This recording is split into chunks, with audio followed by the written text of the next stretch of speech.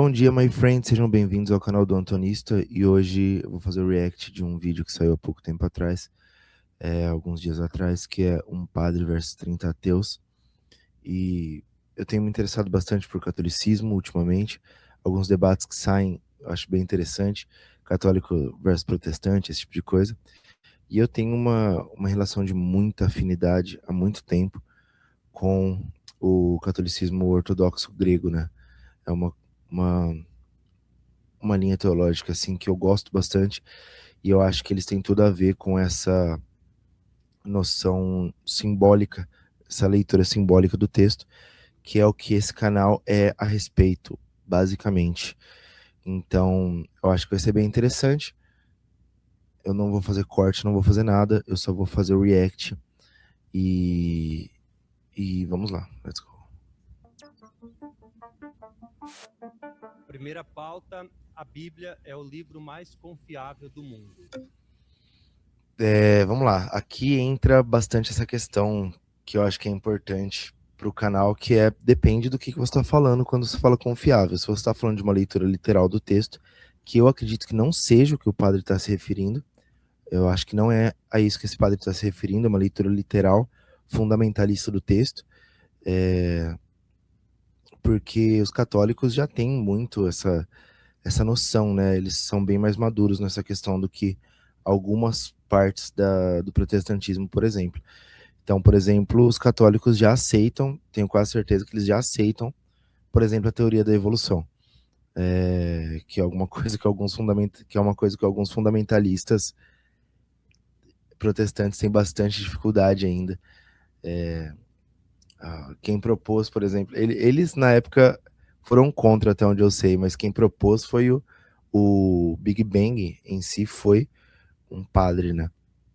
Hoje eles usam isso a favor do catolicismo no sentido de, olha, qual que é o problema do Big Bang? Quem propôs foi um padre, né? Mas na época eu preciso dar uma olhada em como que foi a reação da igreja a isso. Eu duvido um pouco de que foi positiva.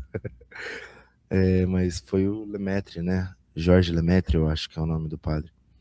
Então, os católicos, eles são mais maduros em relação a isso. Até essa tradição que eu comentei no começo do vídeo, que são os gregos ortodoxos, eles têm bem mais abertura a esse tipo de coisa. Agora que eu vi que eu não tô compartilhando aí, ó, agora tá aí pra vocês. Então, essa primeira afirmação de que a Bíblia é o livro mais confiável do mundo depende um pouco do escopo que você está falando. Eu entendo, por exemplo, que simbolicamente é sim o livro mais confiável do mundo.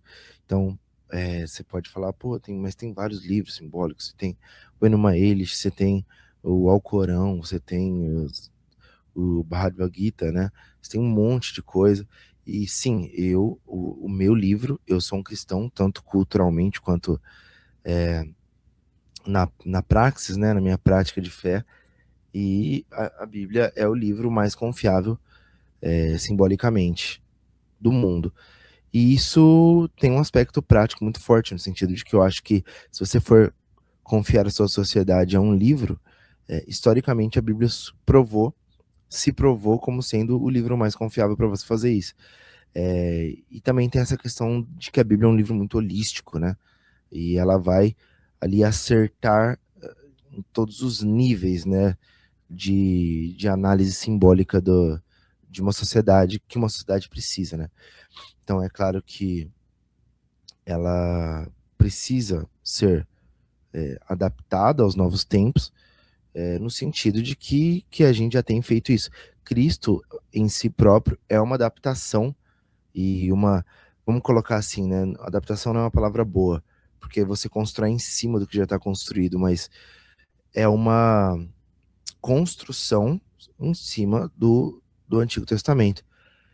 Talvez adaptação e atualização não são palavras muito legais para isso, mas seria algo nesse sentido de uma construção e uma revitalização não é boa também, mas é algo nesse sentido de você não deixar a, aquela estrutura simbólica se tornar arcaica, né? Então é interessante porque nos próprios mitos isso é muito presente, né? Você tem, por exemplo, Osíris e Horus, né? Osíris era cego, ele era o rei, ele era a estrutura dominante, porém ele era cego, velho, arcaico, não funcionava mais para aquele momento, vamos colocar assim. E aí você precisa de alguém que esteja disposto a se reformar nesse sentido. E porque senão o que acontece é que Osíris vai perder para Sete, certo? E ele não está mais apto, não tem mais força, não tem mais vigor, aquilo não funciona mais para reger o império ali, enfim, o império simbólico ali, né, da mitologia egípcia. Então você precisa de uma estrutura nova, que é Horus, assim como Cristo faz isso. Cristo vem e fala, olha, a lei, não é que a lei estava errada, certo? Só que ela é por causa da dureza do coração de vocês, não é Cristo que fala isso, né? Mas ela é por causa da dureza do coração de vocês. Então, é isso aqui, ó, vocês têm que olhar para o espírito da lei, né? E, enfim, vamos continuar. Nesse sentido, eu acho que sim, a Bíblia é o livro mais confiável do mundo, mas tenho um pouco de medo de onde que isso vai, vamos ver.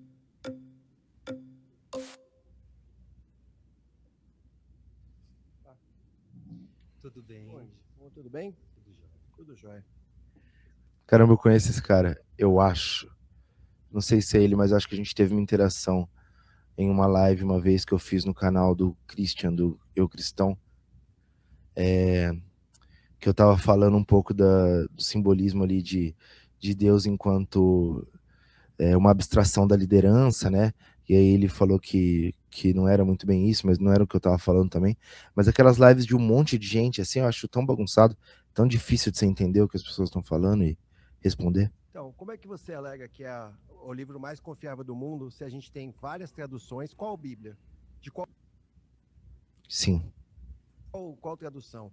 A Bíblia anglicana? Qual a parte que está em grego, a que está em hebraico? As partes das cartas, porque tem hora que um briga com o outro. A gente tem Tiago falando que ele está mandando cartas só por povo hebreu. Tá, vamos lá então. Algumas coisas, deixa eu tentar comentar algumas coisas sobre isso. Primeiro de tudo, se você tem um pensamento fundamentalista, como ateus costumam ter, costumam compartilhar isso com protestantes e algumas vertentes aí do cristianismo, né? Isso é um problema, certo? Mas se você faz uma leitura simbólica do texto, isso não é um problema. Não é um problema você ter um falando uma coisa, outro falando outra, ou você pegar algo que era povo hebreu e usar aquilo, aplicar aquilo, certo? Ou até você ter traduções diferentes, certo? Porque o importante é o simbolismo daquilo. E é claro que você vai ter que estudar, se aprofundar para você pegar tudo o que o texto quer dizer, né? Para você tudo que o texto quer dizer você não pega, porque é a Bíblia, certo? Talvez de um gibi da Mônica você entenda todos os aspectos de complexidade ali, né? Mas a Bíblia não é assim. Se você parar para ler os clássicos, né? Esse é o argumento principal do porquê ler os clássicos, né? Acho que é de Calvino, né? Não do Calvino, mas é de um cara que chama Calvino também. Esse livro. Por que ler os clássicos? Esse é um dos argumentos dele, né? Você não exaure um clássico, você pode ler Hamlet pro resto da sua vida que você vai continuar tirando coisas dali. Você pode ler a Divina Comédia, você pode ficar o resto da vida lendo esse texto vez após vez, e você vai continuar extraindo coisas dali. Isso que é um clássico, quem dirá a Bíblia ainda, que é o clássico, é o fundamentador de clássicos, é aquilo que está por trás de toda, não só de todas as obras literárias, mas de toda a sociedade, de todos os padrões morais que a gente tem na sociedade, enfim. Ela está por trás de tudo ali, né? Então, claro que você precisa estudar o documento para você tirar muita coisa disso, e quanto mais você estudar, mais você vai tirar disso. Agora, não é um problema necessariamente você ter traduções e as traduções ainda podem ser bem utilizadas, e você só tem que tomar cuidado, principalmente com traduções que são ideológicas, né? como eu sempre cito a tradução do Novo Mundo, por exemplo, que claramente eles traduzem errado para uma ideologia deles, e muitas traduções fazem isso de fato. O negócio tem que tomar muito cuidado. Que parte da Bíblia? Porque quando eu chego, os apóstolos chegam até diante de Jesus no evangelho, em outro evangelho Jesus chega para os apóstolos. Assim, se você for um fundamentalista, como ateus costumam ser, e essa é a minha principal crítica aos ateus, principalmente o movimento do novo ateísmo, por exemplo, você realmente vai ficar incorrendo nesses problemas, igual cristãos, qual que é o plural de cristão, pelo amor de Deus? Cristãos.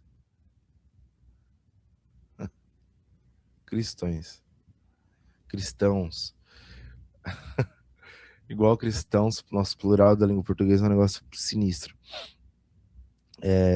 Igual cristãos tem muito esse problema também de se perder nessa leitura literal do texto. Eles ficam se dividindo e, nossa, como é que a gente vai provar agora que tinha água em cima do firmamento? E não tinha. Assim, sabe? Ai, mas a Terra tem 6.000 anos e foi criada em 7 dias. Não foi, cara, não foi. Tá ligado?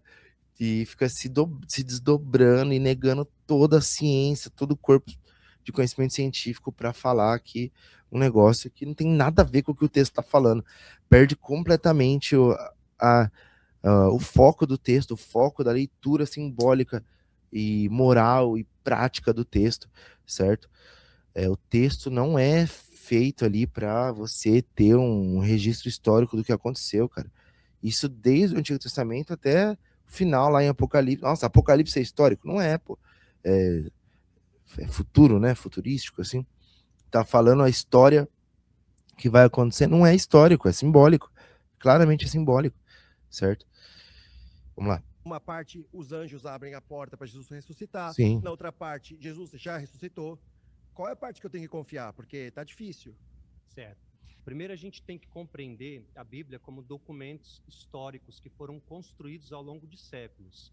Talvez a gente tenha aquela compreensão que ela chegou até nós como a gente conhece hoje, esse livro com uma capa dura, com um zíper bonitinho que enfeita as nossas casas. Mas são resultado de documentos que foram escritos por autores diferentes, em lugares diferentes. Tá, o padre tá dando aulinha aqui que eu acho que esse cara aqui não precisa. Em tempos diferentes. Tudo bem, né? As pessoas estão assistindo, beleza, vai lá. Quando a gente vê a Bíblia deste formato que você anunciou, se torna uma leitura um pouco analfabeta. Não estou dizendo que é a seu respeito, mas é um risco de muitos cristãos, inclusive, pegarem textos isolados das Sagradas Escrituras e tirarem conclusões. A exegese bíblica, que é a ciência, e a exegese é uma ciência que estuda a Bíblia, se pauta na arqueologia, em autores, ao povo que esses documentos... Tá perdendo paciência já que esse padre tá falando outra coisa. Conversa do negócio, cara. Mas sim, eu tô concordando com ele, mas não responde, né? Responde, vai.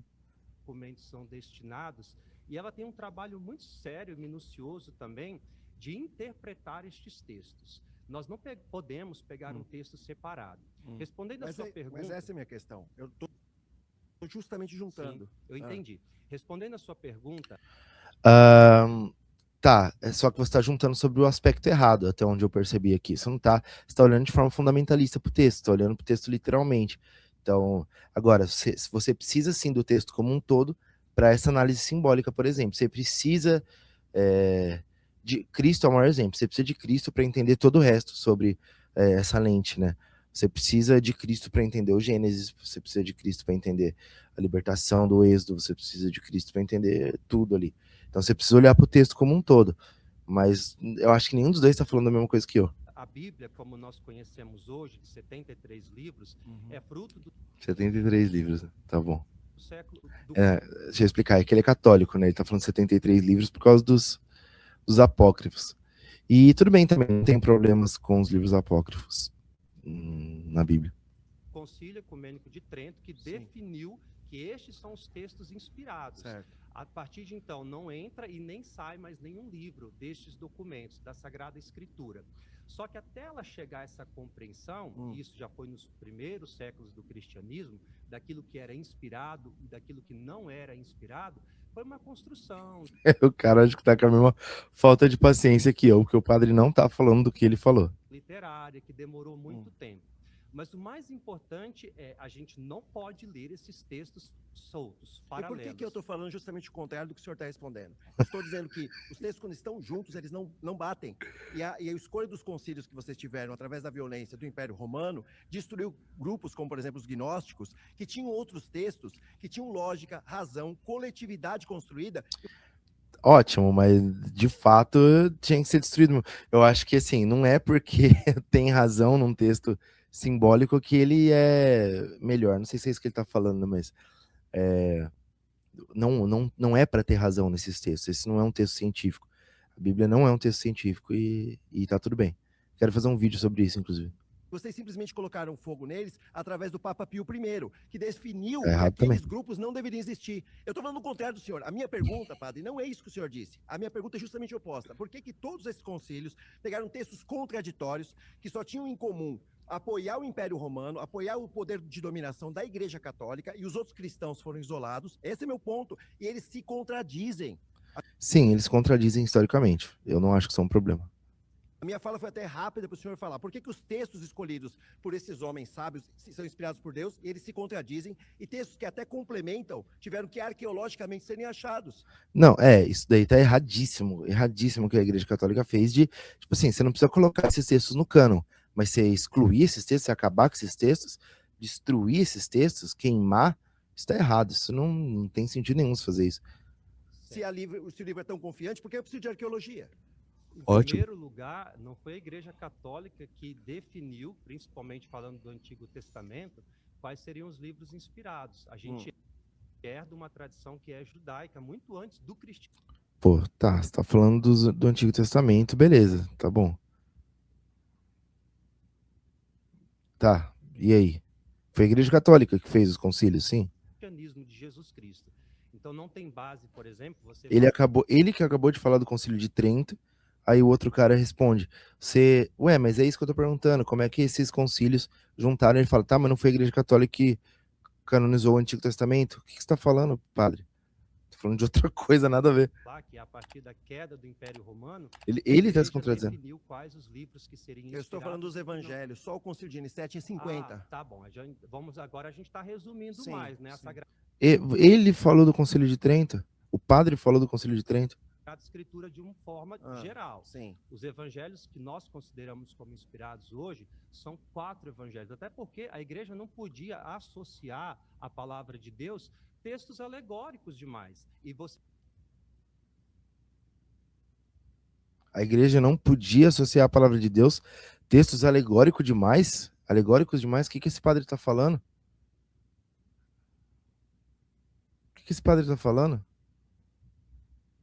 Você deve concordar, então, que neste momento se torna... Como Apocalipse, por exemplo. Apocalipse é um texto... Não é alegórico. Não é alegórico. O meu ponto, alegórico. A minha pergunta, padre, que não está sendo respondida, e meus amigos precisam falar também, é simples. Por que os textos se contradizem? Vamos lá, o Apocalipse... Porque não é um texto histórico científico. A resposta é essa. Porque o texto se contradiz porque é mais de uma pessoa escrevendo. Às vezes até um grupo de pessoas escrevendo. O texto se contradiz porque é um monte de gente falando um monte de coisa. E aí?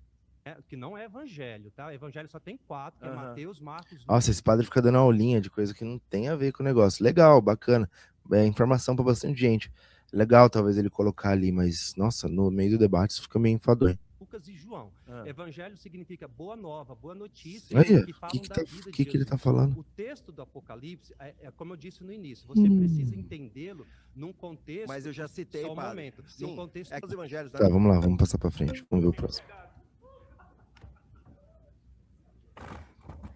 Nossa, quebraram tudo. Oi, eu tô bem, você? Também. Então, quando você fala que a Bíblia é um livro confiável, né, nós temos que enxergar o cenário amplo, tá? Porque a Bíblia é só mais um dos livros religiosos que tem existentes no mundo. Inclusive, não é nem a maioria da crença no mundo não é cristã. A maioria da crença no mundo é cristã. Se você pegar a maioria do mundo, o mundo não é cristão, beleza? Mas a maioria do mundo não é cristão. Mas vamos colocar assim, a maior crença é a crença cristã. E ainda se você pegar, tô falando da Bíblia, né? Se você pegar, por exemplo, o Antigo Testamento, ele embasa duas das outras, uma outra das maiores religiões do mundo, que é o islamismo, também tem base no Antigo Testamento. Então, eu acho que talvez conte o ponto aí para a Bíblia ser confiável. Depende um pouco do que esse cara vai falar, mas depende. Como assim? Como assim? E outra, sim, tem vários inspirados e eu acredito que a Bíblia ela é melhor entendida como chave hermenêutica até para esses outros. Mas é porque eu sou cristão e é difícil. Então, como um livro esperado, nós Sou esperamos suspeito. características diferenciadoras desse livro que diferencia ele de outros livros sagrados. Diferenciadoras? Não sei. Sim, eu acho que é num sentido holístico, sim, né? Para mim, o que, que eu tô olhando? Qual tipo de sociedade esse livro gerou ao longo do tempo, sabe? E também qual que é a profundidade simbólica que esse livro tem para falar a respeito das coisas. Eu acho que não existe. Esse é um ponto que eu defenderia. Não existe nada simbolicamente mais profundo, mais relevante, mais transformador do que a história de Cristo. E isso é um diferencial. Eu acho que Cristo é o centro de tudo isso, de todo esse universo psicológico, acaba ali em Cristo, e aí a gente começa a construir de novo a partir daquilo. Porque todos os livros vai afirmar que é o sagrado, é o divino, é o inspirado, tem a verdade ali, tem líderes também desses grupos. Então você, por exemplo, você descarta esses livros, só que você abre Não sei se. Eu acho que não deveria ser descartados esses livros. uma exceção para o seu livro específico, entendeu? Só que em poder explanatório, isso tem que ser justificável, porque senão sua teoria só se torna mais complexa desnecessariamente abrindo uma exceção para o seu livro específico. Então, eu gostaria de saber. Não, porque não é uma teoria, você não está abrindo uma exceção, você está. É uma escolha, e também você é meio que escolhido pelo livro, né? Tipo, por exemplo, eu sou um Potterhead, né? A galera gosta muito de Harry Potter, assim. O cara gosta muito de Harry Potter. Tipo, mas você tá abrindo uma exceção pra Harry Potter? Porque tem outros livros também. Não, eu sei, cara, mas eu gosto de Harry Potter, entendeu? Eu gosto dessa história do Harry Potter. Ah, o livro me escolheu, eu escolhi o livro. Enfim. Qual que é a cara. É que Harry Potter não tem a mesma profundidade simbólica e nem poder transformador da Bíblia, por exemplo. Então, é comum que não só uma pessoa goste de Harry Potter, né? Mas nações, povos, tipo, o Ocidente inteiro, assim, é isso com a Bíblia. Então, sociedades escolhem a Bíblia. E ao longo do tempo, né? Então, tipo, sociedades históricas e sociedades geológicas também. Geográficas, não geológicas. Tava falando, errei a palavra. Característica diferenciadora da Bíblia que os diferencia de outros livros sagrados? Eu achei fantástica a sua colocação. Legal mesmo, pergunta. A Bíblia, para mim, é um livro importantíssimo, mas ele não é exclusivista. Eu tenho uma noção muito ampla a respeito das coisas. Eu leio outras coisas também. E eu tenho muita consciência que a humanidade, ela não começa com o cristianismo. Ela não começou há 2000 anos atrás. A gente carrega uma herança, uma bagagem, até chegar à compreensão que a gente tem outro. E até aqui o padre foi cirúrgico. Existem outros textos que eu acho que são norte, eles norteiam o bem comum, a vida humana, a dignidade da pessoa humana. É claro que para mim, como cristão que eu sou, eu vejo na Bíblia, e aí a gente transcende um pouco a palavra de Deus, que não é só estes textos escritos, porque antes destes textos escritos, a pregação foi falada, não existia essas canetas. Perfeita a colocação do padre até aqui, tá? E papéis como a gente conhece hoje de escrever. E existem outras culturas. Um dia desses eu estava lendo alguns textos de Gandhi e ele dizia isso, né, que ele admirava Cristo, mas ele não se tornava cristão porque ele não tinha encontrado alguém ainda que se parecia com Jesus. Interessante. E isso para nós é uma responsabilidade, nós cristãos, é uma responsabilidade muito grande. Só que aí, agora, respondendo a sua pergunta, né? O que difere para mim a Bíblia dos demais livros é justamente aquilo que foi revelado, principalmente no Novo Testamento. O Antigo Testamento, Santo Agostinho dizia isso, ele está grávido do Novo Testamento, ele aponta para o Novo Testamento. Não, e Jesus... Sim, só que aí, no caso, nós precisamos de justificativas independentes da sua crença. Não precisa, não. Você não precisa. Você pode crer no livro. Você pode crer, você pode viver sua vida baseado no livro. Você pode ser transformado pelo livro. E isso é a explicação do porquê que eu escolhi esse livro acima de outros. E porquê que esse é o meu livro e por que que eu sou cristão. E, inclusive, isso me dá base para debater com alguém, por exemplo, que é islâmico, eu falo, não, eu acho que esse daqui é melhor. Por isso, isso e isso. Eu não preciso de forma alguma de uma justificativa além de mim. Tô falando que não tem, mas tô falando que não precisa. Sim, Entendeu? mas Só que aí, no caso, os outros livros também vão alegar inspiração, também vão alegar revelação. Então, para um ateu, por exemplo, para alguém que não acredita, tem que haver essa característica que nós esperaríamos ver um livro inspirado e divinamente falado ali por Deus. Esse livro vai causar transformação. Assim como o Alcorão causa também, enfim. Como, por exemplo, a gente olha para a Bíblia, a gente vê o quê? Divergência, não tem texto original, tem comandos divinos abomináveis, entendeu? Compatível com a cultura, entendeu? entendi. Então, não Claro que é compatível com a cultura, né? É a cultura que estava manifestando Deus ali naquele momento, né? tem uma característica diferenciadora que fale, ó, o livro é divinamente inspirado e sagrado, entendeu? Perfeito. A Bíblia não é para você. Não é para quem não acredita em Deus, não é para quem não é cristão. Tá certo, o padre tá falando a verdade. Vamos lá, vamos ver. A Bíblia, ela é dirigida para quem acredita em Deus. O Alcorão, por exemplo, é o livro dos muçulmanos, é dirigido ao povo muçulmano. Se você Sim. crê em alguma coisa, porque o ser humano, ele tem em si em natureza, ele é inclinado. Se você pegar uma tribo na Amazônia, eu moro hoje na Amazônia, se você pegar uma tribo isolada O padre mora na Amazônia, que doideira. na Amazônia, ele vai ter ali ritos e uma Claro, inclinação natural claro, com certeza. sagrada ou religioso. Tá, tudo Quando eu bem, falo mas que a aí essa inclinação sagrada, ela dá ali comportamentos completamente divergentes religiosamente falando. Então não tem um Sim, tá bom. Vamos ver. referencial único, transcendente ali presente nessas pessoas. tem, Ah, e tem. Vamos ver, calma aí. Não tem, tem. inclusive há Eita. tribos como por exemplo os Pirahãs, inclusive que não tem nenhum conceito de divindade. Sim. Entendeu? Essas Ah, tribos afastadas sim, mas eles têm conceito de espiritualidade. não tem esse tipo de conceito. Então como Eles não são teístas, né? Eles não são monoteístas, não são teístas em geral, mas eles têm conceito de espiritualidade também. E é sobre isso, é sobre esse transcendente. Esse é o referencial único, né? O transcendente, que é o mundo espiritual, que é o mundo mental, que para mim é a mesma coisa, né? É o universo interior, é onde as potestades existem, existem todas as coisas que não são físicas, né? É onde o símbolo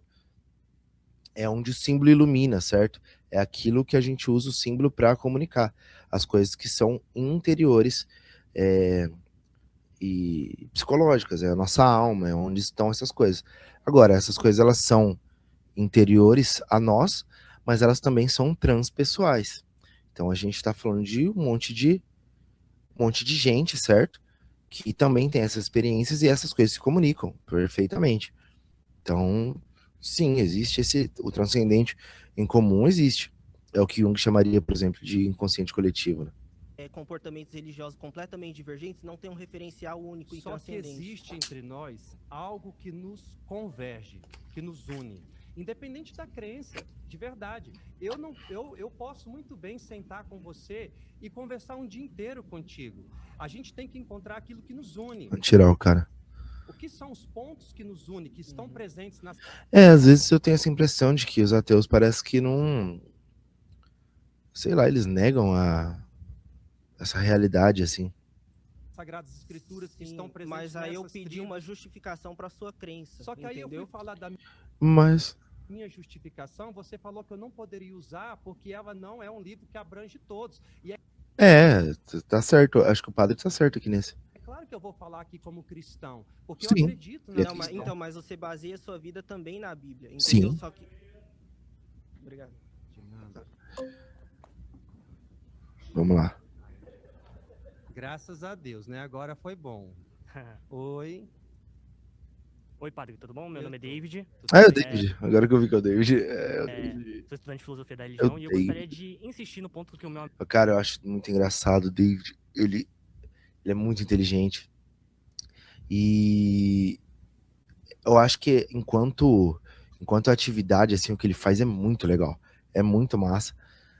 Porém, eu acho que é aquilo, é o problema de vários atores, assim, eles perdem completamente do que o texto está falando, assim, mas acho que tá ótimo, até porque não é o que eles propõem a fazer. E o que eles propõem a fazer, ele faz muito bem. amigo Cauã trouxe aqui, né? Referente ao ocultamento divino, inclusive, que ele trouxe. Eu queria qualificar uma fala dele, que na verdade, os Pirahãs não é que eles não têm concepção de Deus, eles não têm a concepção do monoteísmo tradicional, que é o que o senhor acredita, é o que os católicos acreditam. Então, nessa concepção, eu gostaria de trazer eu gostaria de questionar exatamente, então, para que o senhor está aqui nesse debate? Para que o senhor é católico se, no caso, a Bíblia não é um livro para pessoas que não creem? Ué, você pode falar a respeito disso e a pessoa pode vir a crer, né? Só que acho que não necessariamente é a Bíblia que vai fazer isso nesse sentido que estava sendo discutido. A Bíblia tem poder de transformação, certo? E não, eu não diria a Bíblia, né? Mas Cristo, a pessoa de Cristo, a história, a narrativa, os símbolos ali, eles têm um poder de te dar um framework de compreensão do mundo, assim, que vão causar transformação na sua vida. E você pode vir a acreditar a partir disso e vir a praticar a partir disso, mas não significa que a Bíblia é para alguém que não acredita. É por isso que é esse paradoxo que é muito difícil. Eu lembro que eu já degladiei muito com isso, que é a questão de, olha, você precisa acreditar para isso ter poder de transformação na sua vida. Você precisa acreditar. Você pode ser alcançado por isso de alguma forma, através de algum tipo de experiência, né? Alguma coisa nesse sentido. Mas se você não acredita, você não abre espaço para isso causar poder de transformação na sua vida. E aí é complicado, porque é assim que funcionam as coisas, é assim que funciona tudo, né? Se você não acredita que a sua empresa vai dar certo, você não abre ela, e ela não transforma a sua vida.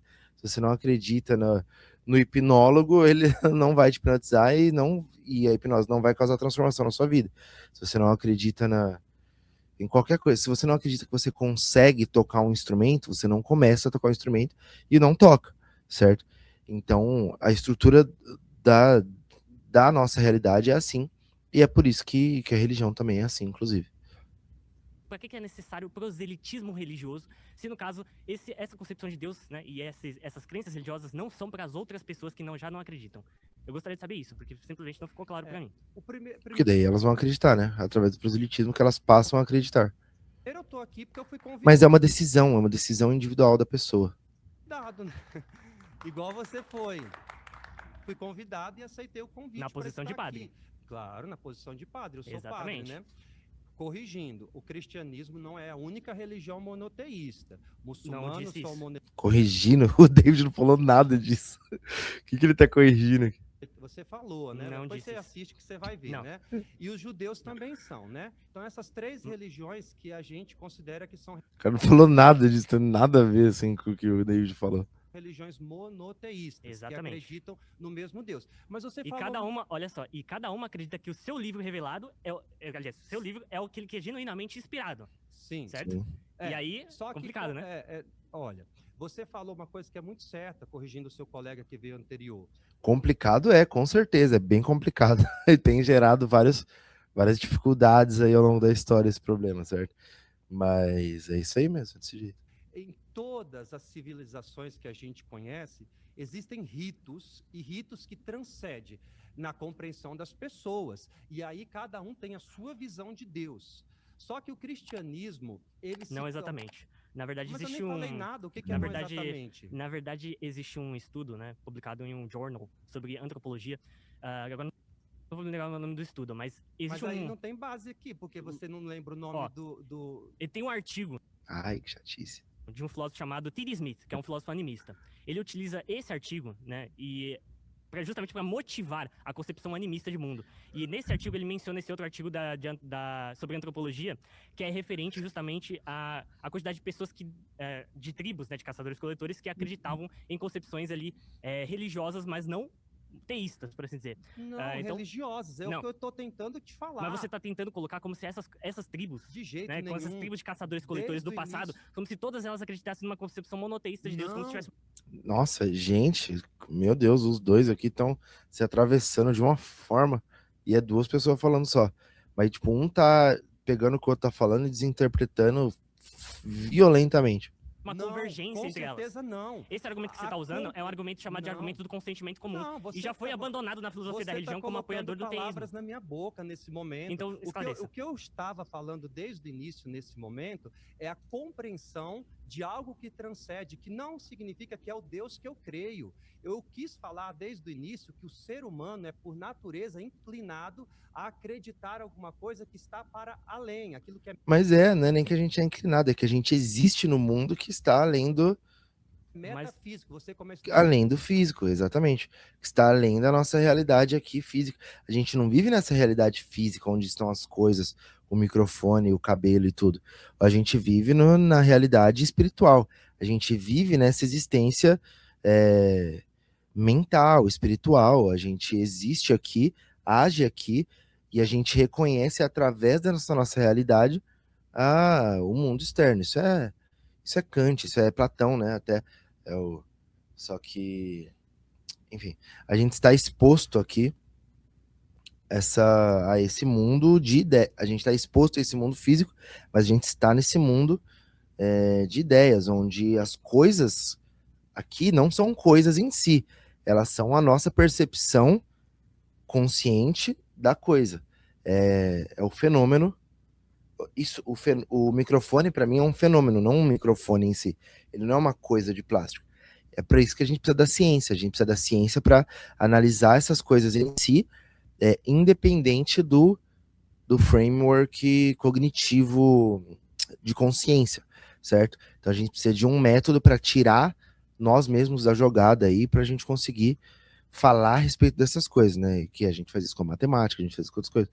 Mas e a gente existe nessa realidade espiritual. A gente existe, todo mundo existe nessa realidade espiritual, e que você pode chamar de psicológico, mas eu acho que é limitante. Você não está falando de uma parte importante dela. Então, o mundo, pra gente, é um mundo de sentido, é um mundo de propósito, é um mundo de... não é um mundo de matéria, entendeu? Quando você olha para o seu filho, você não vê matéria, você vê o seu filho, você vê uma pessoa, você vê ação, você vê não sei o quê, não sei o quê, não sei o quê. Vou falar o que não existe amor. Amor existe nessa realidade espiritual, nessa realidade metafísica, vamos colocar assim, né? Que é o que gera essa realidade, é o que pra gente gera essa realidade física, né? E a gente tem acesso a essa realidade física através da nossa consciência. Então é lógico que todo mundo, todos os povos vão ter uma versão disso, não é nem que a gente é inclinado a acreditar nisso. A gente está nessa realidade. E a gente vai interpretar isso de várias formas diferentes. filosofia. Aquilo que os nossos olhos não conseguem alcançar. Mas o que uma tribo lá que tem na África ou na Amazônia crê, com certeza não vai ser o mesmo que eu creio. Existe um termo na teologia que nós chamamos de sementes do verbo. É aquilo que do evangelho, aquilo que da fé cristã está presente nas sagradas escrituras. Deixa eu terminar. Por exemplo, o nome do Permita-me concluir. Artigo do filósofo Steve Smith, onde ele menciona esse artigo de antropologia, é justamente The Common Consent Argument, tá? Pesquisem. Nossa, se atravessaram de um jeito aqui nessa conversa que... Tudo bem. Obrigado.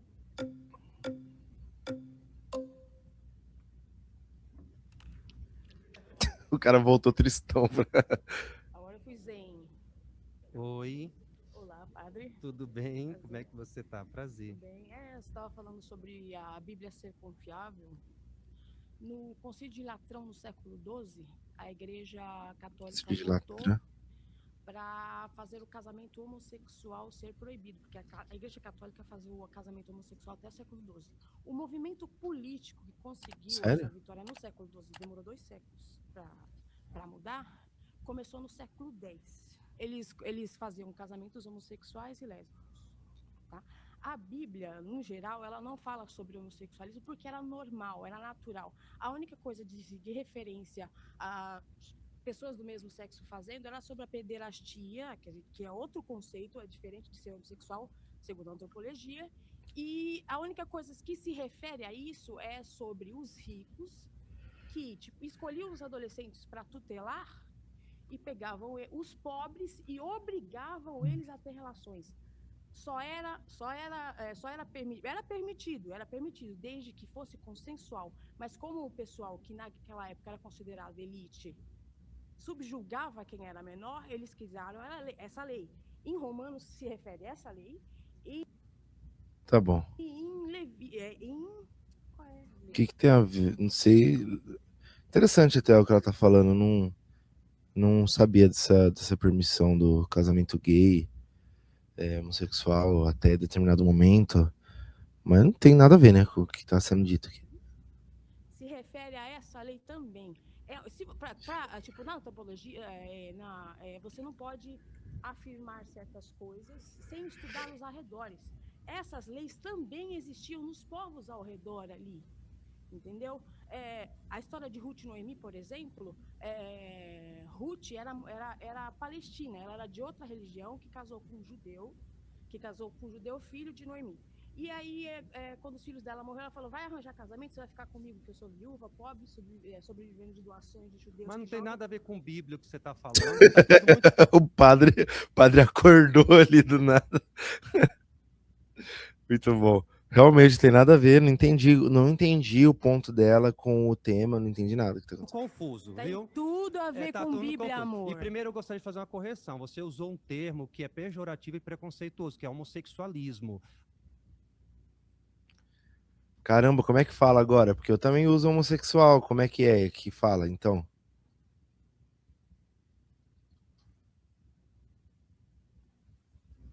Qual que é o certo? Explica pra nós, A padre. OMS tirou esse termo. Tá certo, eu sou bissexual, moço. Pois é, mas Eu não tô sendo preconceituosa, não. Você tá querendo distorcer. Você não está argumentando. Você não está argumentando o que eu estou dizendo. Você tá falando que não. Não tem nada a ver isso aqui. Bom, ó, falta 30 segundos para acabar o primeiro bloco. Eu vou parar por aqui, certo?